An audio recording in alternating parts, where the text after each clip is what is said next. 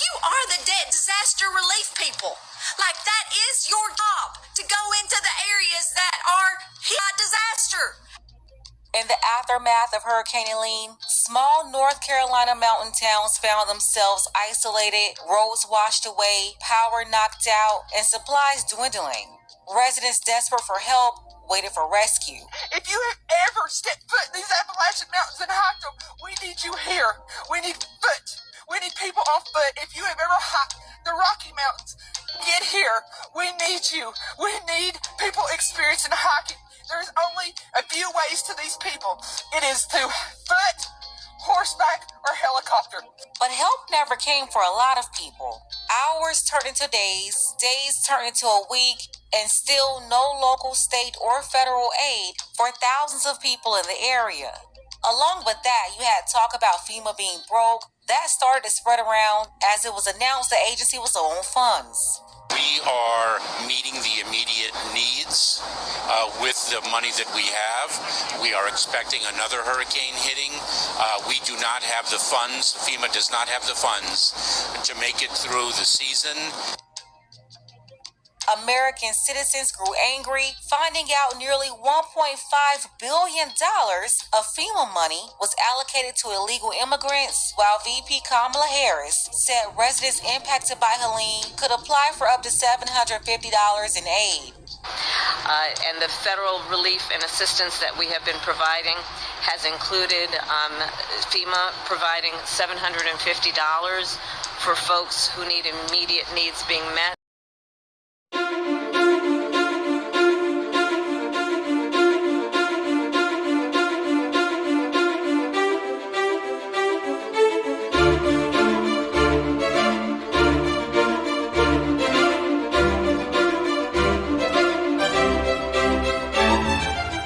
Profound destruction in parts of Georgia and South Carolina and North Carolina and Virginia and Tennessee.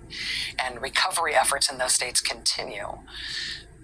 But one of the states we're having to contend with, which is insane, is, on top of everything else, a tidal wave of disinformation and conspiracy theories designed to maximize the chaos and turn people against each other and reap whatever political points can be wrung out of it. I mean, amid everything else, here's the front page of the Winston-Salem Journal in North Carolina. Their front page, all columns above the fold headline, fighting misinformation. It's the last thing you think they'd have to be dealing with, given everything else they're dealing with. Hurricane Helene triggers misinformation surge. In Charlotte, North Carolina, here's the editorial board of the Charlotte Observer. Shame on Donald Trump for worsening North Carolina's Helene tragedy with political lies.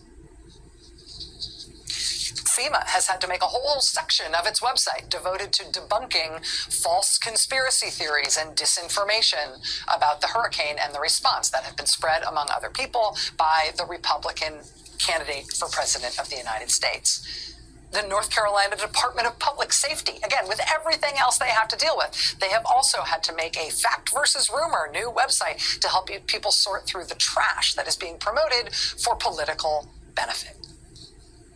I mean, back in reality, among people actually involved in the response, North Carolina's governor has called the federal response to Helene, quote, unprecedented. North Carolina Republican Senator Tom Tillis says he's impressed with the federal response. He says he is proud of the response effort, that they're doing a great job. A Republican state senator in North Carolina who represents Western North Carolina, he's posted a public plea, quote, friends, can I ask a small favor? Will you all help stop this conspiracy theory junk that's floating all over Facebook and the internet about the floods in Western North Carolina? Example, FEMA is stealing money from donations. Body bags ordered, but government has denied. Bodies not being buried. Government is controlling the weather from Antarctica. Government is trying to get lithium from Western North Carolina. Stacks of bodies left in hospitals, and on and on and on. He says, quote, please help stop this junk. It is just a distraction to people trying to do their job. Folks, this is a catastrophic event of which this country has never known. It is the largest crisis event in the history of North Carolina. The state is working nonstop. D.O.D has deployed workers from all over the state. Duke Power has 10,000 workers on this. FEMA is here. The National Guard is here in large numbers. And he goes on. Buddy, any help? right? And the Trump campaign and on Elon Musk's Twitter, they have decided it's better to mess with people and turn people against each other and lie about the response and see what they can stir up and see if Trump can benefit from it. I mean, here, for example, is the 9/11 truther, self-proclaimed white advocate, conspiracy theorist who Trump brought with him to the 9/11 commemoration last month in Manhattan. Quote, "The people in Appalachia should not comply with FEMA. This is a matter of survival. Do not comply with FEMA." This is what they're doing for political benefit, right? Sure, 6 different states coping with devastation from a hurricane less than 2 weeks ago, and another storm on the way that is so large and terrifying it is bringing meteorologists to tears. Trump campaign sees that and thinks, what better time than to mess with people?